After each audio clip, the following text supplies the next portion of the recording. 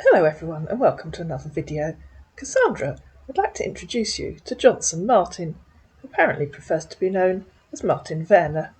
Martin is one of those scammers that's confused, right from the start, with an apparent inability even to know where he is. "Nice meeting you, Cassandra," he said. "Good evening," replied Cassandra. "How are you doing, Cassandra?" he asked. "I'm fine, thanks." "I'm Martins, from New Zealand," he said. Fairly clear on that, I would have thought. "Can I know you, please?" "Maybe," replied Cassandra. "Where in New Zealand? I live in England." "I live in Auckland," he said. Fairly clear on that as well, I would have thought. "How old are you?" "I'm 62. How old are you?" "I live near Bury St Edmunds in Suffolk." "How are you doing today, Cassandra?" "I'm 54 years old." "All right. Are you married, Cassandra?" "No, I'm not," she replied. "All right. Can you tell me more about yourself?" "What do you want to know?" she asked. "Little about you. Hope you don't mind." And for once, she might have told the same story in 2 consecutive videos, simply because she had 2 scammers on the go at the same time, so she copied and pasted. "Okay, well, I run the family estate. We have 70 acres, a small herd of belted Galloway cattle, 30 chickens, 4 horses, and 3 Shetland ponies, 4 dogs, 2 cats, and a dozen Soay sheep."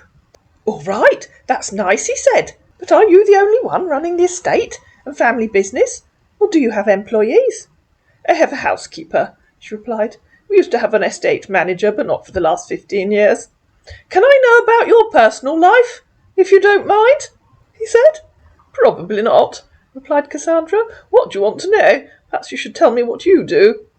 "Sorry for the late response. I was busy. Okay. How about your parents?" he asked. "Are you ever going to tell me what you do?" replied Cassandra. "And what on earth do you want to know about my parents? Did you know them?" "I would like to know your hobbies, lifestyle, and interest in life," he said. "Are you going to tell me what you do?" asked Cassandra again. "All right, Cassandra. I'm a surgeon doctor, and I currently work in Yemen, in association with the UN, in a peacekeeping mission." "Cassandra, you're being too harsh to me," he said, in reply to her asking if he knew her parents. "Sorry if I upset, just trying to know you a little for a better understanding." "I'm a mature adult, not a child," replied Cassandra. "Where is Yemen?" "Yemen," he said, "is located in Western Asia. It has a border with Saudi Arabia." "I've never heard of it," replied Cassandra. "All right," he said. "So Yemen is a peaceful country that terrorists are trying to take over. So the UN organisation have to deploy soldiers and doctors to save citizens." "How weird," replied Cassandra. "I've googled it and still can't find it. Is it a new country?" "Okay, its spell has Yemen," he said. Well, obviously we knew that, but, my girls like to take them literally. "Oh," replied Cassandra. "What kind of surgeon are you?" "Guess what? You get it. You only needed one guess, didn't you? I'm an orthopedic surgeon doctor," he said. And if the person that you're talking to online tells you they're an orthopedic surgeon doctor, or any other kind of surgeon doctor, you know you're talking to a scammer, because an orthopedic surgeon would just tell you they're an orthopedic surgeon. "Okay," she said. "Where did you study medicine?" "Medical University of South Carolina," he said. "Oh, I thought you lived in New Zealand," she replied. And here we go, guys. "Yes, I'm from New Zealand, but spent all my years in the USA studying, but I got deployed to Yemen." "Cassandra, I would like us to be friends in sincerity, honesty, and understanding." "Okay," replied Cassandra. "You live in Auckland now?" "I'm from Auckland, New Zealand, but I grew up in USA. Currently working in Yemen now. Do you have children?" "You mean you aren't from New Zealand at all? You're American," replied Cassandra. "Did you think New Zealand would sound more exotic or interesting? And no, I don't have children. So you lied when you told me you live in Auckland. Not a good start to a friendship." "Why no picture on your profile?" said our man, in a vain attempt to change the subject. "You need stronger glasses," replied Cassandra. "There is a picture on my profile. Why are you lying?"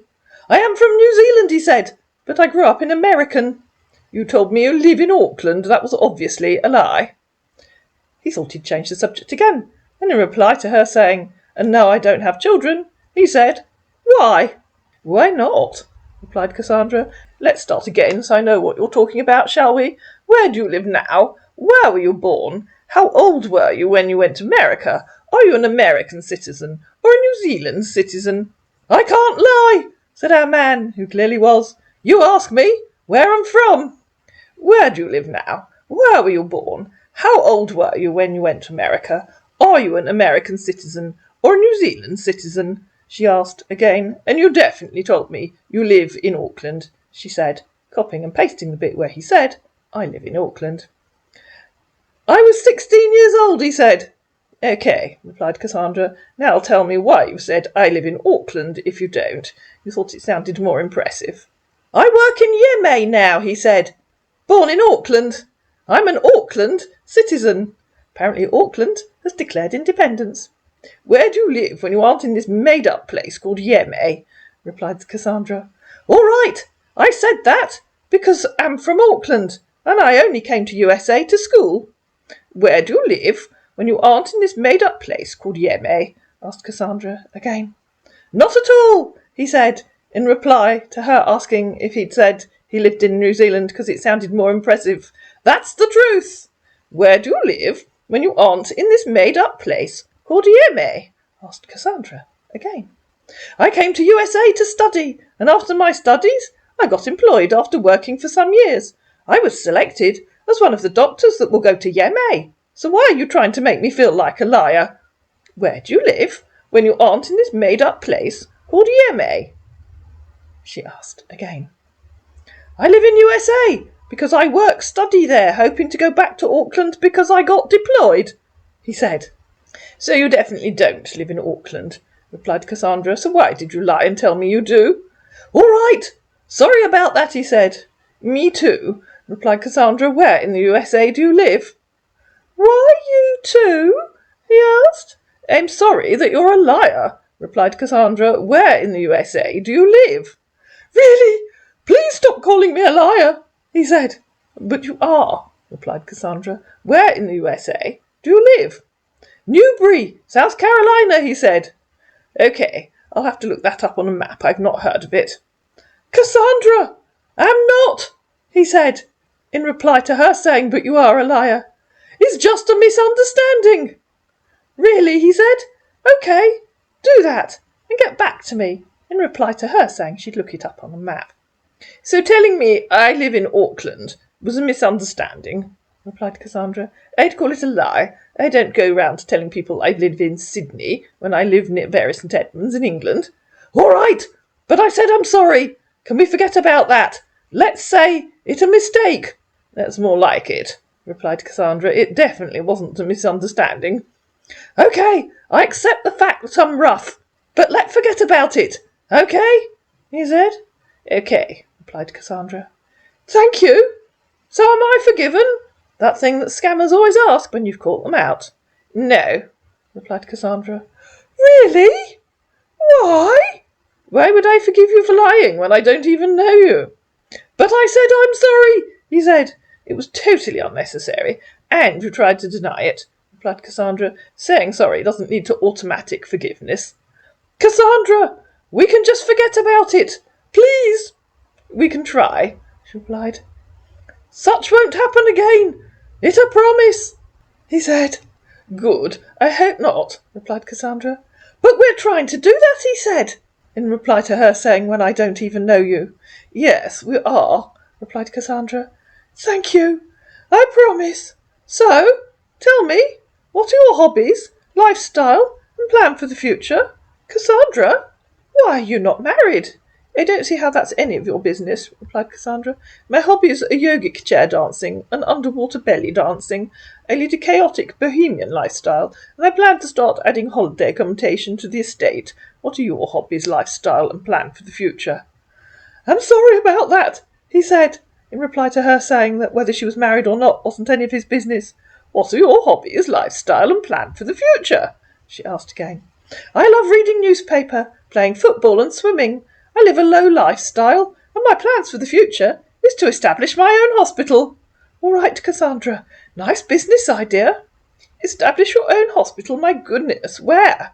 I'm planning either in Newbury, South Carolina, or Auckland, New Zealand? How will you get funding? Asked Cassandra. Cassandra, what are your favourite colour? That has to be the most irrelevant question I've ever seen, replied Cassandra. OK, with my retirement pension and my savings, I will achieve that. You can Google how much does it cost to build a hospital if you want to. I tried it. I won't bother putting it in here. You have enough savings to build a hospital. My goodness, replied Cassandra, and in reply to her saying that what's your favourite colour has to be the most irrelevant question I've ever seen, he said, Really? Yes, really, replied Cassandra. We were talking about you setting up a hospital, in case you forgot in the space of 1 second. Why is it irrelevant? So you can't tell me your favourite colour? Did you inherit a lot of money? Asked Cassandra. How is it relevant to setting up a hospital? I'd never have known that a person's favourite colour had even the slightest relevance to setting up a hospital, unless you know something I don't. How did you get enough money to set up a hospital? Sounds amazing. Yes, and being paid $25,000 per month, plus additional $5,000 as allowance. I hope with all this I will achieve my goals. That's $360,000 a year, replied Cassandra. How on earth did you save enough to build a hospital? Hospital, he replied, is not built in a day. That doesn't answer the question, replied Cassandra. How did you save enough to build a hospital? So $360 is not my life savings, he said. You can even add a K on the end, and it's still just as funny. How did you save enough to build a hospital? Asked Cassandra again. Building a hospital is my future plan till then, he said. How did you save enough to build a hospital? Asked Cassandra for the third time. I have been an orthopedic surgeon doctor for over 10 years now, and you think I can't save money for hospital projects? Go on, guys. Multiply 360k by 10 and assume he hasn't spent a single penny. I was just asking, replied Cassandra. How much does it cost to build a hospital? At least my retirement pension will go a long way. I wish I was on his pension scheme. How much does it cost to build a hospital? Asked Cassandra. I think that was the 5th time. I don't know yet, he said, but that's my future plan. Don't be ridiculous, asked Cassandra. You're an experienced doctor, you must have some idea, otherwise how do you even know if you can afford it? $1 million, $10 million, $100 million, $1 billion? Not a very big one, for that matter, he said. $5 million will go a long way. OK, replied Cassandra. What kind of hospital will it be? Just specialising in one thing? It will be, guess what, guys, an orthopedic hospital. OK, I'm sure there'll be a demand for it. There always seems to be a long waiting list for orthopedic ops. Yeah, he said. When will you retire? She asked. 4 to 3 months from now. Not long, she said. You'll need to start doing some research and making plans. Yes! Thank you for bringing out your time for me. Will you need an architect to design it? She asked. Or are they a standard layout? Of course I'll need an architect, he said. But that will be when I return. OK, she replied. I might be able to help. My next-door neighbour's son is an architect. He designs medical centres and surgeries. Good afternoon, she said the next day. Good evening to you, Cassandra. Sorry for the late reply. I was busy at work. How are you doing over there? I'm very well, thanks. It's been very dry here, so I've spent most of this week mowing the bottom field to make hay for the winter. Good morning, Cassandra. All right. So how's the estate business going over there? It never changes. It pays its way. All right, Cassandra. What are you having for lunch? Fried worm casserole with onions. What are you having for lunch? That's nice, he said. I'll be having fruit juice and snacks. That doesn't sound very healthy for a doctor. I take it you didn't study nutrition as part of your course. I did, but that's what I feel like taking for lunch, she said. Cassandra, I'm a little busy now. Talk to you later. Cassandra, he said, a bit later. How old are you? I'm the same age as I was when you asked me before, 62, she replied. Sorry, I forgot. Good night, Cassandra. I was busy today. Cassandra, I really want us to talk as friends, for a better understanding. A better understanding of what? Replied Cassandra. I mean, a better understanding of each other, in sincerity and honestly. Maybe we can be more than friends. You talk a load of gobbledygook, don't you? Replied Cassandra. And us says they want a better understanding of each other in sincerity and honesty. What a load of old claptrap. Cassandra! Why are you trying to make everything difficult for me? Because you're talking a load of claptrap. Really, Cassandra? He said. Yes, really, Martin, she replied. But us says they want a better understanding of each other in sincerity and honesty. Tell me how the plans for your hospital are coming along. I thought you said you'll help me with the architect, he said. Of course, replied Cassandra. You didn't answer me. Or did you? I'll speak to him. Can you give me a rough idea of what size and style of building you're thinking of?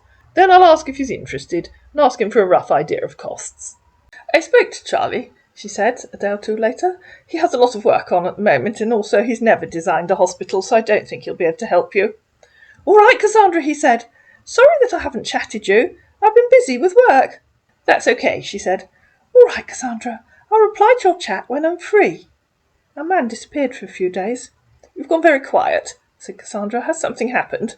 Good day, Cassandra. Sorry about that. I've been busy, work, and beside, I don't have anyone I'm chatting with, unless you want to be keeping me company whenever I'm online. I'm sorry if you consider me to be no one, replied Cassandra. How are you doing? He said. I'm fine, thanks. It's hot here today, so I'm working indoors. All right. So how is the business going over there? You know, the sort of generic questions that scammers ask when they can't remember what business you claim to be running or what country you're in. What business? Asked Cassandra. Our man went off and looked. I thought you said you run the family business, he said. I told you I run the family estate, replied Cassandra. I suppose some people would call it a business. For me, it's my home. I've always lived here. Happy weekend, Cassandra, he said the next day. Thank you, she replied. It's hot again, so I'm doing indoor work today. It's too hot to take the dogs out during the day, so we went for a walk at 6 a.m. and we'll go again when it's cooler this evening. All right, dear. Have you tried taking a shower? He said. How on earth will that change the weather? Replied Cassandra, or help keep the dogs cool. Have you had any more thoughts about your retirement plans? Not for the dogs, he said. For you. At least it will calm your temperature down. Thank you very much for your sage advice, replied Cassandra. How often would you advise taking a shower on a day when it's 33 degrees Celsius outside, bearing in mind that we have a water shortage due to drought conditions? Our man clearly didn't like that, because he disappeared. Once you take them off script, they just have no idea, do they? I hope you enjoyed this video. If you did, please like it. Take a look under the video and you should find the like button. Please share it with any friends or family or organisations who you think might benefit from learning about scammers. Please comment down below.